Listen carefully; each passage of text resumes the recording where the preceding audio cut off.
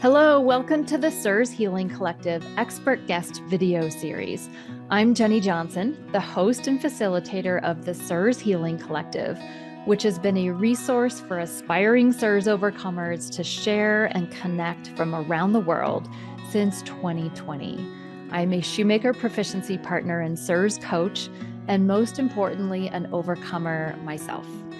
What you're about to see is a 10-minute excerpt from a 90-minute group discussion that members of the CIRS Healing Collective got to have live with this expert guest. If you would like to see the full 90-minute replay, come on over to the CIRS Healing Collective. We have a robust video library from the past 5 or 6 years of so many expert guests. Better yet, you'll be able to join our future monthly live discussions with experts to come. We'd love to have you. Okay, so we are recording, and I'm going to go ahead and start by introducing Courtney to you guys, and then we're going to kind of go through a little bit of a back and forth. I'm going to ask Courtney some questions so that she can explain more about the power of breath work and maybe some of the applications that might be specific to others patients. And then we'll have her lead us in at least one practice, maybe more, depending on how long they are and what Courtney thinks is most appropriate. So I'm really excited. Yeah. So Courtney's passion lies in the understanding that our power comes from within.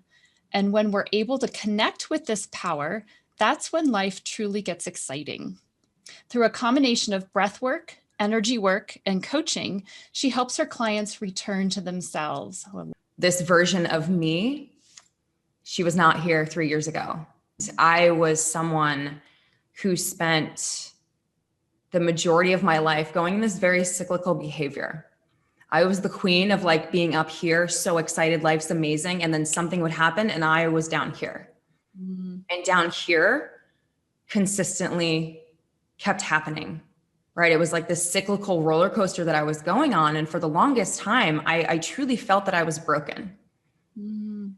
I didn't understand what was happening, why it was happening, always trying to meditate, always trying to think my way out of whatever the heck was going on.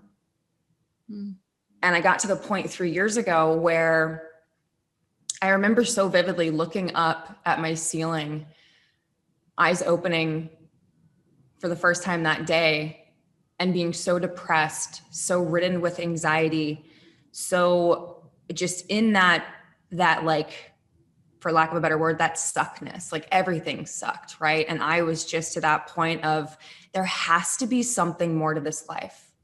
There has to be something more to this life than continuously waking up, hating being in my body, not appreciating who I was, self-confidence out the door, assuming that all of my power lived externally in all of my environment and all of these things that were supposed to make me happy.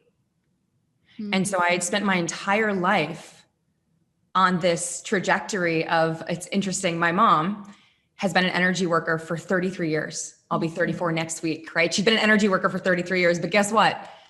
This stubborn Taurus was like, okay, mom, you're weird. You're out there. I need structure. I need this box. I need a 401k. I need health benefits. I need to climb this corporate ladder for me to be successful. And guess what? I did that. And I was even more depressed. I left a well-paying career. I left a relationship with a phenomenal man. We were just not seeing eye to eye. I left a loft I was far too attached to. And for the first time, I had moved back to Boston, back to be with my mom. I'm originally from the East Coast, and I moved out here 16 years ago to go to college and just never turned back. And so I went back and I lived with mom for 6 weeks. And in that 6 weeks, at the time I was doing marketing consulting work, and I remember I was sitting at my computer and I would watch someone come into her office. And this, like, you could just tell, right? There was like a vibe off about her. Like, she just looked like something honestly pretty traumatic happened.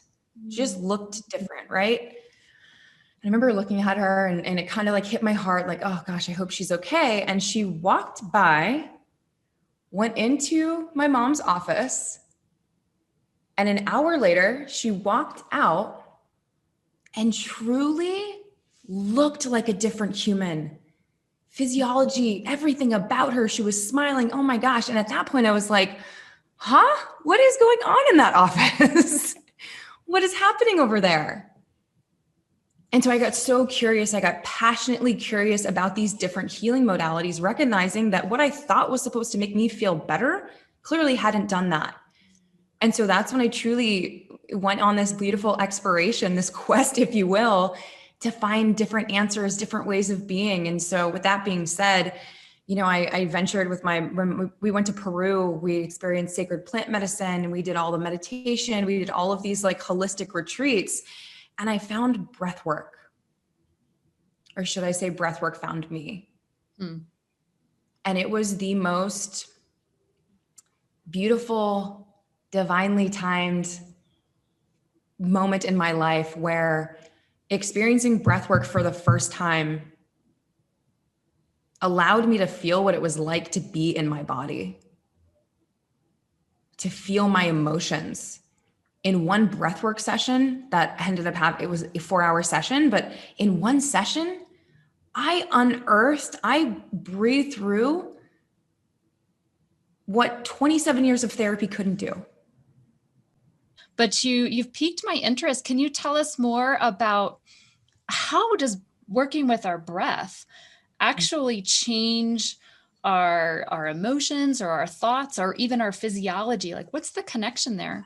Yeah, great question. So when we call this continual conscious breath, right? So that's just essentially imagining that you're keeping breath going throughout your body. So consciously you're thinking of continuously breathing. So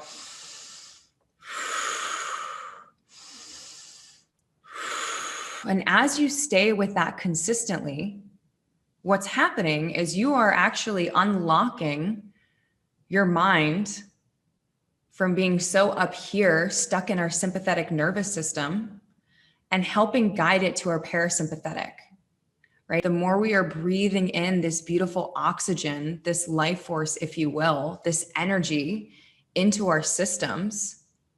And so as we're breathing in this oxygen, right, we're expelling our CO2. I won't get too sciencey because I'm more of the like spiritual, right? But that's what's happening with this. There's a differentiation between our CO2 and our oxygen. And when that happens in our body and our blood, we're shifting the pH, right? We're welcoming in some different things into our blood. And with that being said, we're able to shift, we're able to move through emotions. Again, the whole goal here is to get out of this structured monkey mind that typically dictates our experience, right? Myself included, I would think my way out of everything, right? I just got to think through it. And it's like, no, your body's asking you to feel through it, right? Our emotions are here for a reason. I love that. That was a great description. And I appreciate too the physiological explanation in addition to, spiritual, because that helps to understand exactly how is this working. I have a more of a healthcare background. And so it helps me to understand, well, how is this working? So, one thing that I've started to learn a little bit about is the difference between top-down strategies and bottom-up for what you called maybe calming down our sympathetic nervous system and trying to invite in more of a parasympathetic response, or maybe calming our anxiety. Top down. Well, why don't you explain what is the difference between top down and bottom up, and why might breath work be accessible to people who have a hard time working with their minds, or maybe right? I guess let me ask, is there anyone in here who's like, I cannot meditate? Right? I cannot take the time for myself just to like shut it down, right? Because our minds have been taught to help us. And truly, we're still working with our reptilian brain that was basically created back when to help us move through being chased like a caveman, right? Like we're still operating from this reptilian brain. And so from the top-down approach, oftentimes we're going to be met with resistance. Right? Because we've just been patterned. Some of us 30, 40, 50 years of thinking. And so for some, the top-down approach, meaning mindset work, thinking about it, writing down our goals, all of this very like tangible, objective ways of being, it's beautiful, right? I have a journal, right? I journal out things and it's great. And for some, it's still not helpful. And so at Pause, we truly believe that the bottom up approach is the way to truly unlock this stuck energy, right? Bottom up approach, meaning that we are approaching everything that's happening for us from our bodies. We are so embodied with this work, meaning if something were to come up, this just happened to me this morning. I will give an example, right? My beautiful mom is staying with me. I live in, my loft's like 900 square feet. It's amazing, but she's been in my space for 24/7 for the last 12 days. Love her dearly. We work together. We have a company together. It's beautiful. And my system, I woke up this morning, I was just off, right? You know, those mornings where you wake up, you're like, oh my gosh, what is happening? And so I closed down my eyes. I tuned in with myself, meaning I just got so silent and quiet and started asking what was happening. Truly asking my body from a bottom up approach, what's going on here? And it was so clear, right? It's just, she's in my environment, in my energy. I'm not broken, right? There's nothing necessarily wrong with me. It just needed to shift. And so I got on the Peloton, I did a workout, I shook it out, I did a little breath work, and I truly felt like a different human.